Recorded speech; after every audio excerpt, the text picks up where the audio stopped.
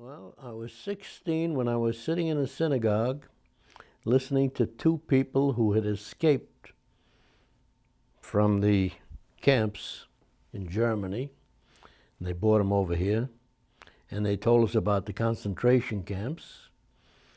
And most of the people in the audience didn't believe them until the night, Crystal Night, when it came on just about every news program there was, and they saw what was going on there.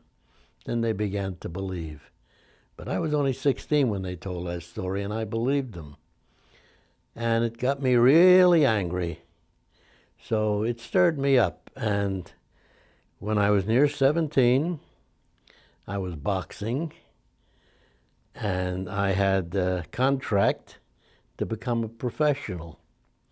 And my mother hated the idea.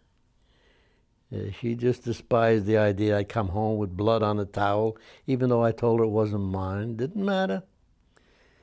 She just didn't want me fighting. So I gave it a good excuse. Let me go into the Navy. Go into the Navy, I'll learn a profession. I gave it the whole spiel. And before you know it, I finally convinced her. I wore her down. So they signed the okay, and I got to go to Church Street. And the family came up there and watched me being sworn in. And then they stood on the street while they gave us nickels as we went out the door to go to the subway station in Church Street in Manhattan. Went down into the subway. Bingo, they got us onto the trains. And we turned right around and we were in Newport News, Rhode Island. And that was the boot camp actually for the Navy there. So that was the way I started. Went right in there. How'd you end up in the Marines? Well, they gave us tests for about 5 days.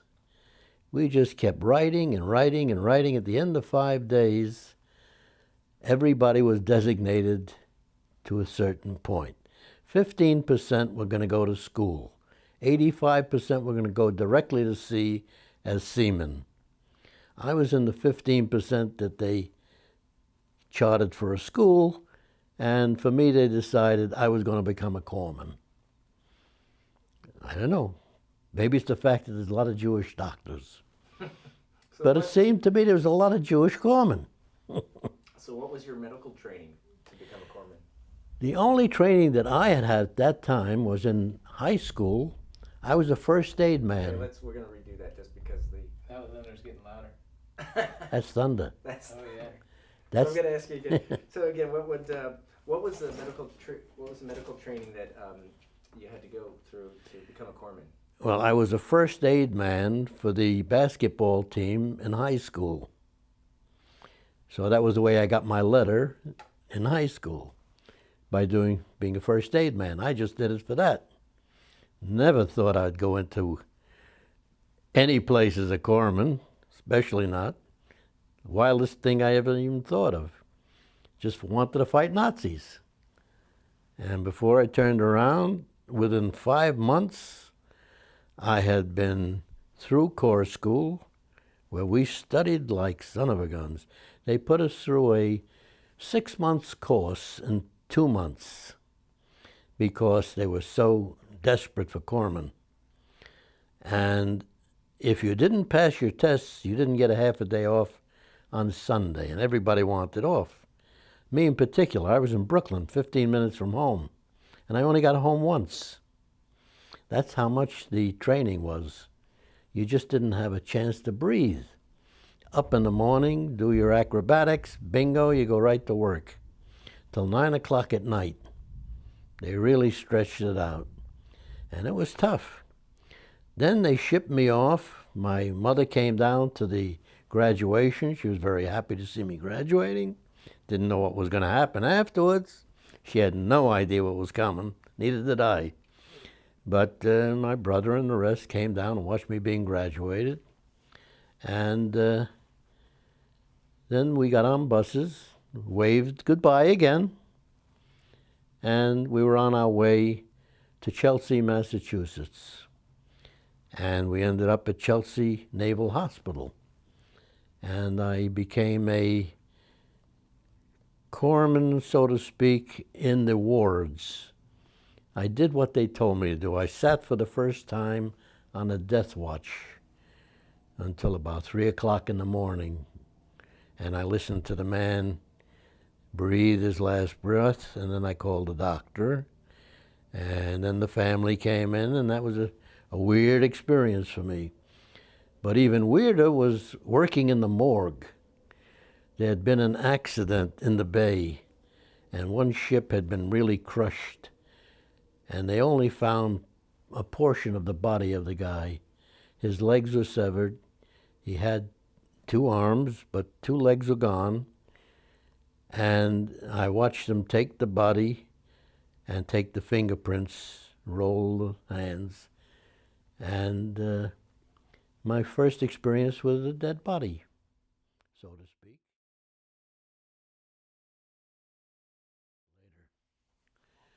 Iwo Jima was about the worst of the worst because you had no place to go except one embankment where the water was washing it up, and you had this embankment where everybody lay there because it was the only cover we had. And the Japanese were in concrete turrets, which were concrete and steel, and they were shooting at us crossfire. And mortars were coming in as well.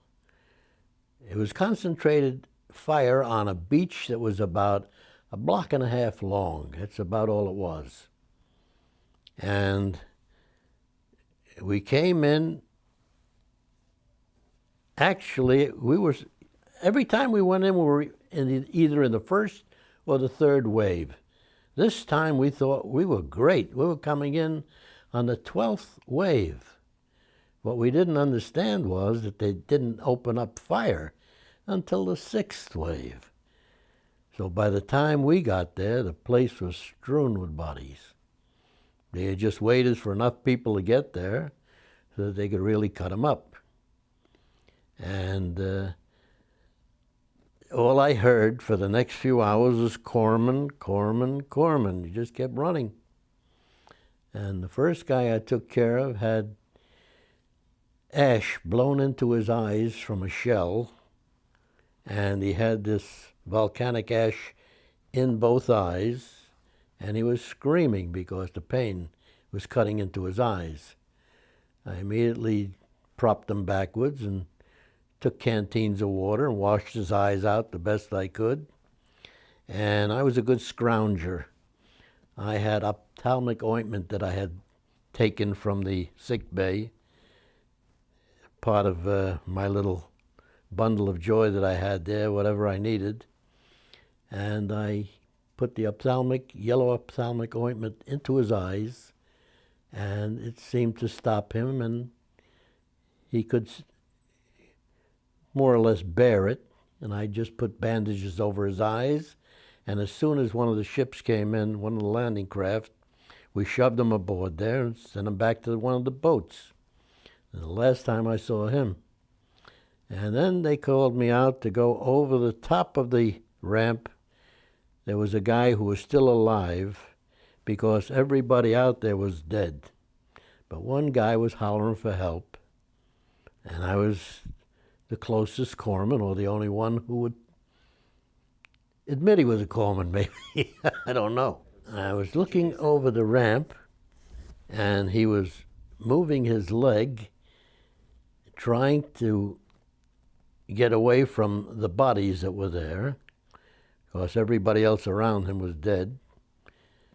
And I just slithered over the top like a snake, went down into the gully there, and got next to him, and I got right near his neck. I grabbed him, which was a trick of mine, by the scruff of the neck, and I just slid him on the sand behind a little, like a burn of sand. And I kept him there as the firing, they kept on shooting the bodies. they were just ripping up the dead bodies there, making, sure that they were dead, not alive. And the bullets were still flying like crazy, so I doctored them up as best I could, and then the two of us lay there for what seemed like an eternity, but I'd say about 6 hours. We didn't budge a muscle. It wasn't that high a rise, and the bullets were flying all around us. So we just stayed there and waited. Finally, one of the sergeants came up behind one of the houses there, one of the turrets, and he put a shape charge up against it, and he blew out the side of it. And then another guy threw a grenade in there, and then the flamethrowers came up. So they burned them out. Well, as soon as they had that one, there was no more crossfire. It was only coming from one direction now. So they went around the back and they took out the other one. So after 6 hours, we could finally stretch and move. But we could only go about, I'd say, maybe 30 feet, because there were more turrets and there was more firing coming from just about every hole you could look at on the island there. We didn't know where it was coming from, but there was firing coming from everywhere. And you're looking at things that were camouflaged. And we didn't see a soul. All we saw was bullets and mortar shells. And we just kept on moving slowly, slowly. I would think in the entire day, we went maybe about 40 yards to the top of this incline, just in front of the airfield, the first airfield. And as we lay at the edge of the airfield, there was a big crater there. We all jumped into it. And as it got dark, we were taking turns, and the lieutenant, there we go, explosions. As it got dark. Good timing. Okay, cool. So, All right. And the lieutenant in the hole, he said, let's take turns. And each guy took 2 hours of sleep while another guy stayed up and watched. Well, the lieutenant was getting very sleepy, so he says to me, Doc, he says, you take over. And then he gave me instructions telling me to watch out for flares anywhere on the edge of the island there. Any kind of a light that would come out anywhere. And if I saw it, I was to immediately get on the phone and call it into headquarters and let them know where I had seen it. So I stayed there for about maybe 45 minutes, and boom, there was a light coming up. And I got on the phone and I spoke, and there was Captain Sullivan. Captain Sullivan was the head of our company. And he says to me, who's this? I says, Doc. What the hell are you doing there? And I told him, I says, I'm reporting for the lieutenant. He asked me to look for a light and to report it to you as soon as I saw it. So he says, okay. He says, where'd you see it? And I gave him on the compass, the reading. And he called me back. He says, yeah, that about makes it right. It goes with the others. In other words, everybody had called in from another spot. So they more or less figured out where it was. And just about 5 minutes later, all hell broke loose. There were ships out in the harbor shooting 16-inch shells over our head. And they went crashing onto the other side of the island. And then there were explosions. And on the other side of the island, it just about lit up. The whole section of that island lit up. They must have hit a dump or something, because the fireworks are going on. It was shooting everything. All night long we watched that going. And it was an experience that almost as good as the one that I had in Roy Namur when I found the intelligence papers, that the intelligent people found information on all the islands. So it was a catch. It worked out pretty good. Okay, I think we should ask you about that at some point. So that's just your first day on the island. The first day on Iwo Jima, I only stayed there 4 days. Okay. So tell me about your injury, how that happened, and what the result was. Well, Wait. it was about the... Hard to say. It stopped. About the second day, that photograph that you saw, me carrying that Marine, that occurred because I was taking care of somebody, and there was a correspondent in the hole with us, and he kept asking questions, and this guy was wandering out there, and I had just about finished up on this guy's arm, and I asked him, I says, one of the guys says, hold on to this, but this guy's just wandering around there like a drunk. And there's mortar shells going all around him. And somebody's got to go out there and get him. Nobody wanted to do it. Like a nut case, which I usually used to do, I'd go out there, and I grabbed the guy, and I started to zigzag with him. And shells were dropping, and for the first time, I'd never seen that before. Triplicates. They must have had some kind of mortars tied together where there were 3 shells at a time dropping, because that's what was happening to us. Every time we moved, there were 3 shells. Oh boy. Oh my gosh. Hey, that's Iwo Jima coming back. Was that one of the mortars? Exactly. Oh yeah, the mortar shells were coming down there, and we zigzagged there, and luckily for me, he pulled me to one direction at one point, and we just about missed being blown apart because he threw me off balance. And we just kept on going until finally we got back to the hole. And as I was approaching, up comes this correspondent with a camera, and he flicks the light, and I'm hollering at him to get the hell out of our way. We got to get in there, because although the picture doesn't show anything because he's shooting into the sky, right behind us, all hell was breaking loose. And we wanted into the hole, so we finally got in there. And that was the end of that. I got him in there, and I able to take care of the other guy. And when they came with stretchers to take the other guy away, I tied him on with them, and he went hanging on to them, to the stretcher bearers, because he could walk.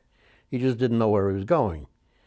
I understand he had a metal plate put in his head later on. And he survived, though. And How about your injury? How did that happen? that was about 2 days later. We were going up the Meat Grinders Hill. And this was a hill that the Marines kept going up, and then the chaps would fall back, and then they'd come back again in force, and the Marines would pull down, and it was an up and back seesaw. And as we lay in the valley there, watching what was going on, taking care of the guys as they got wounded, suddenly we watched these, we called them ash cans, flying ash cans. They were actually like the V-2 rockets that they had in England. It was a Japanese version. And these things came flying. And just across the gully there, I could see this guy, and it was Matthew David, one of the other corpsmen. And he waved to me, and I waved to him. And the two of us, when we watched them wobbling up there, we went down into our holes. And I was sitting in a deep hole with another guy there, and a big boulder in front of us.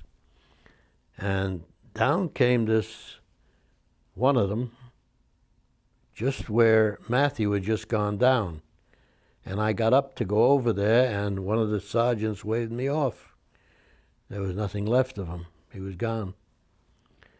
And so I went back to the hole, and we're watching more of them come. Some of them went off the island. They couldn't control them very well, but 2 of them came right into that gully, and the second one landed right where this big boulder that was in front of us was, and made pebbles of it. And it blew me and the guy sitting with me straight up into the air. Two of us came down, and we were buried in the ash. Only his body came down on top of me, and that gave me room to breathe, or I would have suffocated, which was lucky for me, because his body on top of mine created a little pocket. The first thing that I remember after that, because I'd blanked out, was hands digging in there, scuffing out the ash to get to me. And then they pulled me out. And I thought I was smart. I'm fine. And I tried to get up and forget about it. Well, after I saw that I couldn't walk, I was crawling on the ground. This big CB came running out from behind the shelter there, and he grabbed me and he picked me up like a baby. And he just dragged me all the way down to the sick bay. All the way carried me, and my pack hanging on too. Unbelievable. But I had taken care of him in the aboard ship, and he remembered me. So he was going to take good care of me. He got me there and dropped me off, and then the doctor got to me, and I told the doctor, I said, just strap my back, I said, and I'll be able to stand. I got a lot of pain in the back, that's all.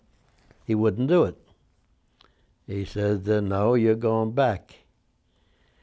So they put me onto a stretcher on a Jeep, and they shipped me back, and I was at the water's edge on the stretcher, laying with my back up, my nameplate on the back, and Dr. Lynn saw me, and he screamed my name like murder. Because we'd gone through 4 invasions together, and I'd never had anything happen to me. And he was a little shocked. So he screamed at me, and I says, I'm all right, fix me up, and he wouldn't do it either. And he put me on there was a landing craft coming in, and it was getting really dark. So he put me on this landing craft to go right out. And we were going out, and the ships do not sit and wait for us because they're waiting for submarines to come around or God knows what. They have to be on the move. So the David on one of the ships was actually swung around in the dark, and as we came alongside of it, they hooked onto us, still running. We're going, the ship is going. They hooked on, picked us right up out of the water, and dumped us on the ship. And the next thing I knew, well, I was half out while this was going on. And I hadn't slept in days, hadn't had more than about, I'd say 6 hours sleep since we were on the island, all told. And that's in 4 days. And when I got to the sick bay there, the doctor took one look at me, and I was encased in blood, and it made my uniform stiff like starch. And he says, cut off everything he's got and throw it overboard. So they took out shears like the one I showed you, bandage shears, and they cut all my clothing, my shoes, everything, my wallet, everything went overboard into the ocean. He wouldn't touch me. Then they took me and they hosed me down with water and soap, and naked as a bird, they threw me into a bunk.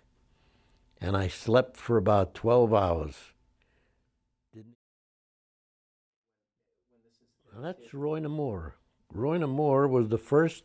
We went straight from the United States right to Hawaii just to gas up. They brought us the fuel aboard, and we kept on going. Fueled up in the night, nobody knew we were there. Just kept on going right to this island. Roy Namor was the first, actually, Japanese territory. It belonged to them. It was a small island with a causeway in between, in the center. Now, they planned beforehand just what to do. We didn't know from anything, but as we came up on that island, one of the ships threw in they lobbed in, I think, about a 12-inch shell, and it blew up a dump. And before we even landed, we were just encased with black soot all over our faces. We were breathing that garbage in for about an hour before we could land. Yeah, and we finally got ashore there. And when we got ashore, we found there was this big airfield that they had there, all concrete. And we walked to this spot where there were steps going down. We went down to this hole, very leery what we'd find. And we kicked open the door, and there were 4 Japanese sitting at a table with cards in their hand, frozen. They'd been hit by blast concussion and killed in a frozen position. We thought they were alive. And as the guys came down, they started shooting. But they were hitting dead bodies. There was another guy in the corner, they were shooting at him. And we looked at this, it was the weirdest scene you could ever see. I'd never seen anything like it, but they had just frozen in place from the 16-inch shells that they'd been shooting in from these, and the 1,000-pound rockets that the planes had dropped there. They really gave them the business before we landed. And as we looked over to his side, we saw a big shell hole. And in the shell hole, there were 2 bodies laying on smoldering papers. And on the lip of it, there was an officer, Japanese officer, with a weapon, who'd given them the coup d'etat after they'd committed harikari. What had happened is they put these papers on fire and then committed harikari, and then he gave them the coup de grace and killed himself. And their bodies protected the paper by falling on them. And we threw it, and we'd been told to watch for papers that had black and red borders. This would be intelligence data, secret and top secret. So we continued. And we called up G2 immediately. And they sent down almost a company full of men to come running to get the papers.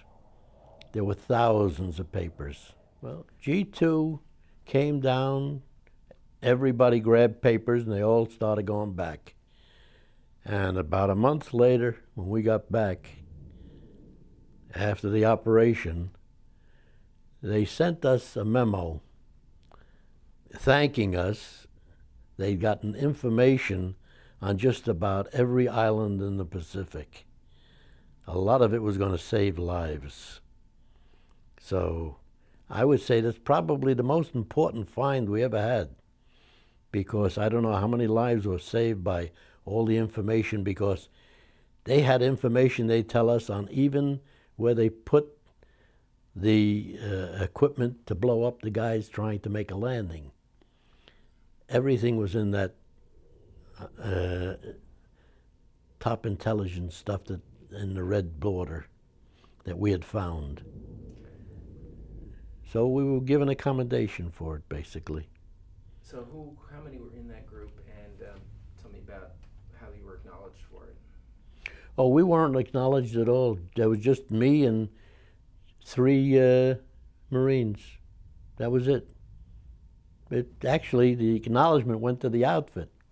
We just heard about it. We were told about it because we were the ones involved. The other guys weren't even told about it. But they wanted us to know that, we'd accomplished something. So they gave us the word that commendation had come across for us for getting that back to them, because it was very important data that they got. They even knew how many Imperial Marines and other types were on each island. They had the whole category all blocked out. They had enough papers that hadn't burned because of falling on them, so that they could just about see everything that was going on with the Japanese in the Pacific. I don't know about the naval part of it, but they know all about the islands.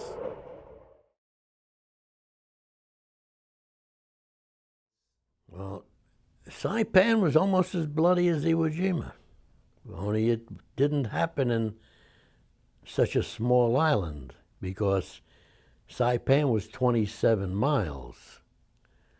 So it took us about over a month to take, and the Army, actually, the generals of the Army refused to send the Army boys up to the front line. They said they were taking too heavy a loss. So our generals packed them up and sent them back to Hawaii and put the Army over at the bay on the other side of the island that we had already taken. And we continued to go all the way up the island by ourselves with replacements, which meant that we had to sit there for 2 days waiting for replacements to come up. And we had about a distance of maybe 50 feet between foxholes where the Japanese could come through at night and come poking holes at us. And they used to come along with big sticks and knives at the end of them and poke them in the holes to try and get us. And we'd be shooting at them. And fortunately, I had killed a Japanese flyer who had a Luger, a Japanese Luger, a Bantu pistol, as they call them. And I took that pistol, and I was able to carry it in a holster where I could just switch around. I didn't have to worry about a rifle, because if you try to get your rifle around, you could be stuck in the chest before you knew it. But with a revolver, it was great. All you had to do was just, boom, one flip. He couldn't get to you. And that was good. But that was a place where we saw the Japanese in their worst possible light, because they were taking civilians and killing them and making them jump off cliffs with babies in their arms, telling them that we were going to do horrible things to them if we took them, so they made them do more horrible things. And they came at us in these big, 50, 60 people at a time running at us, screaming "Banzai," all liquored up. And we used to find these bases with the liquor, and I got to the point where I wasn't even drinking the water anymore because it was so hot. I would drink the liquor. This sake that they had was like white lightning, and it would just go out of me as fast as it went in. And I never got sick. But as soon as I didn't have the sake and I got the tinian, I got dengue fever. Mosquitoes were biting me. They didn't like the liquor in me, but I guess they didn't mind when the liquor was gone, so they bit me. And I had dengue fever in the worst possible way. I had about 2 weeks where the first week I was laying in a cot and they were pouring water on me to run the temperature down from about 106 to where I could get close to normal. And then when I got a little better, I had to pour on the next guy that came along whose fever was high. And that's how we took care of ourselves. And by the time I got back on Tinian, it was all done, because when I first hit Tinian, the generals did the smartest thing they ever did, and they still rave about it to this day. They lined up the entire 2nd Division of the Marine Corps. The 2nd Marine Division just lay on the big beach there, near Tinian town, as if they were going to attack. And the 4th Marine Division came around the back of the island and crept up on about a 50-foot area. You could just about squeeze a jeep up on there, and the guys came behind them. And before the Japanese knew it, we had taken a piece of real estate big enough to hold. We dug in, although we could only go down so that part of our behinds were up. It was all hard crustaceans of some kind that were underneath there, and very little soil. And then a Japanese tank came riding up, and one of our bazooka guys hit him good, and the thing blew up, and it burned all night. So we were lit up all night, and the bullets were flying over us, so nobody dared to move. You just lay there, and there were bullets going right over your head, no more than 2 inches, constantly all night long. You didn't move an inch. If you moved, you were a goner. So you just lay there all night, and nobody moved a muscle. If you moved your elbow up, forget it, you shatter it. That's how heavy the concentration of fire was. But after that night, they came in a banzai charge, and our machine guns just mowed them down. We got up the next morning and we looked, and they were like a fence, body on top of body on top of body, just loaded onto each other, all dead bodies, and liquored up. You could smell the liquor and the sweet smell of their bodies. They didn't bathe the way we bathe in the ocean. They used to put some kind of an oil on their bodies, sweet oil. It was a sweet, nauseating smell. And when the bodies rotted, they were horrible. And you never lose the smell of that. It was there. And whereas on Tinian, we did a pretty good job there that one night. The rest of it, we just chased them right to the other end of the island. That was the end of it. While I was having my dengue fever, the rest of them were just walking the island. So it was nothing. By the time I got back there, it was time to go back again. But on Saipan, out of the 3 corpsmen that started with the company, I was the only one that stayed alive.